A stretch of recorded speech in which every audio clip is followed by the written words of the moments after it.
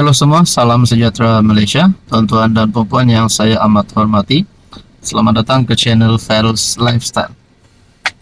Saudara-saudara yang saya amat hormati, bagi pilihan raya umum ke-16 yang dijangkakan akan diadakan pada tahun 2027, mungkin ada yang mula bertanya, siapakah calon Perdana Menteri yang baharu? Siapakah calon Perdana Menteri yang layak untuk menandingi Datuk Seri Anwar Ibrahim? Sedangkan di dalam pandangan ramai orang, terutamanya penyokong Anwar Ibrahim, berkata Anwar Ibrahim selayaknya untuk meneruskan penggalnya sebagai Perdana Menteri. Tapi itu hanya pandangan, kerana semuanya akan diketahui selepas PRU ke-16. Sama ada kerajaan hari ini dapat dikekalkan dan calon Perdana Menterinya akan dikekalkan, kita nantikan pada PRU 16. Tetapi bagaimana pula dengan kepimpinan pembangkang? Adakah Tan Sri Muhyiddin Yassin akan terus dikekalkan sebagai calon Perdana Menteri bagi Perikatan Nasional?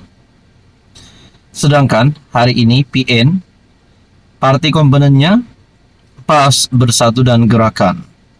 Adakah PAS yang mempunyai kerusi parlimen terbanyak di dalam gabungan ini tidak mahu ada calon daripada parti PAS untuk menjadi Perdana Menteri? Tidakkah ahli-ahli PAS, pemimpin-pemimpin PAS mahu calon Perdana Menteri adalah daripada parti PAS? Nah, saudara-saudara yang saya amat hormati, dengan kenyataan peja ini, calon Perdana Menteri dari PN, kalau ada yang bercita-cita, padamkanlah, kata peja. PN tetap akan menamakan Muhyiddin Yassin sebagai calon Perdana Menteri pada PRU akan datang, yang perlu diadakan selewat-lewatnya 2027.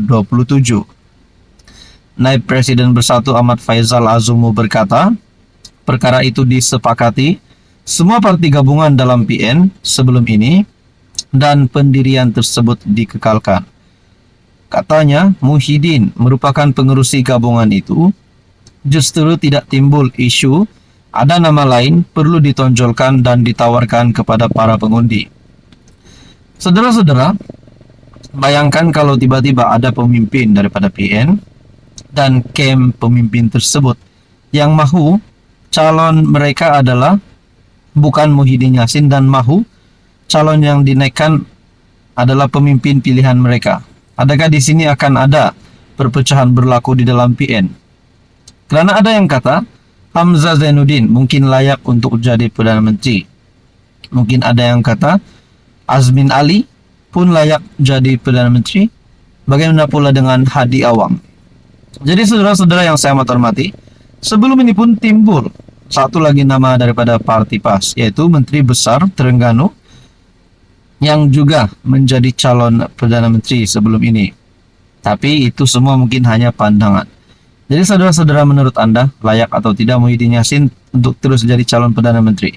Ataupun sebenarnya memang tidak ada harapan karena Anwar Ibrahim tetap akan jadi Perdana Menteri pada PRU 16 sesuai dengan harapan penyokong-penyokong Anwar Ibrahim? Tapi kalau nak cakap Mahathir, bagaimana? Adakah Mahathir masih mempunyai relevan untuk jadi Perdana Menteri? Di saat usianya yang sudah menghampiri 100 tahun, masih mampukah Mahathir bersaing dengan Anwar? Sedangkan beliau hari ini pun kita boleh kata kritikal dalam politik. Pada PRU 15, satu kerusi pun mereka tidak mampu menang.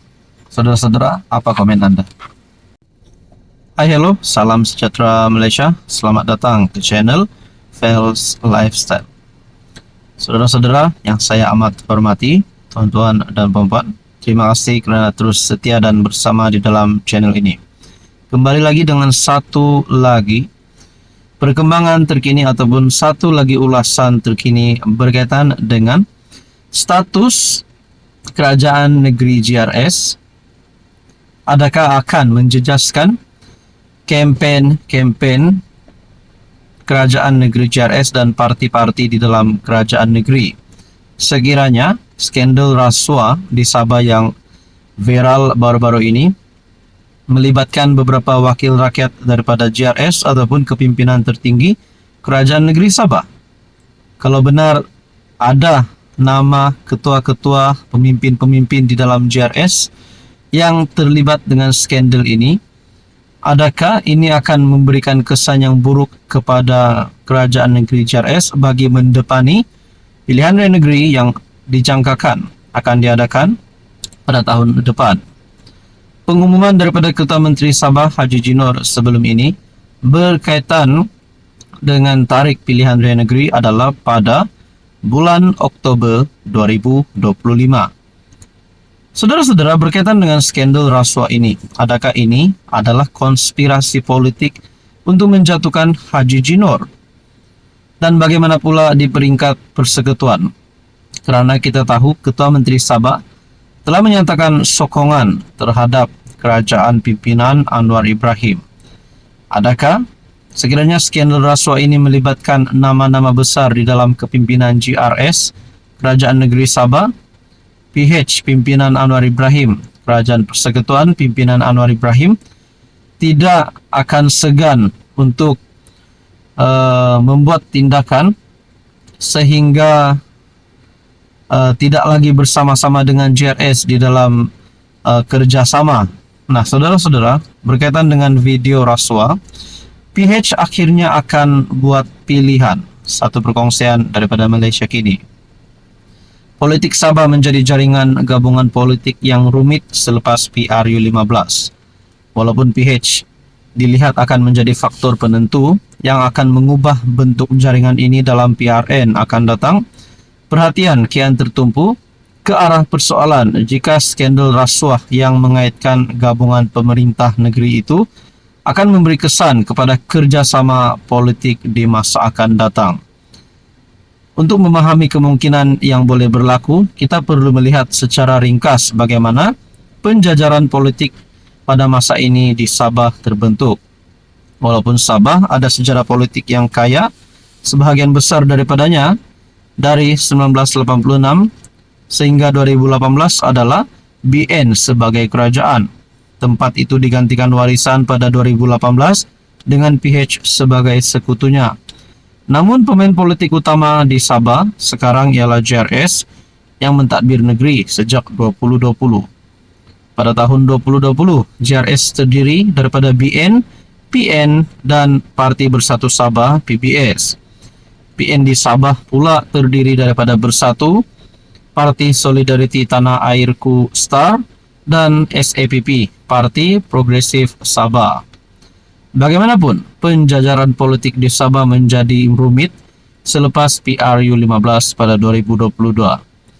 Ketua Menteri Haji Jinor menyokong pengerusi PH Anwar Ibrahim dan kemudian mengetuai penghijraan keluar daripada Bersatu untuk membentuk parti baru, Gagasan Rakyat Sabah, iaitu Gagasan.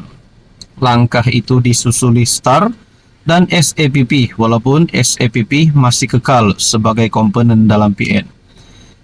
Jadi saudara-saudara yang saya amat hormati semua, adakah kalau ini menjadi satu konspirasi politik untuk menjatuhkan Ketua Menteri Sabah Haji Jinor, Kerajaan Negeri JRS, siapakah yang layak untuk menjadi Ketua Menteri baru? Adakah UMNO Sabah ataupun mungkin warisan? Saudara-saudara, apa komen Anda?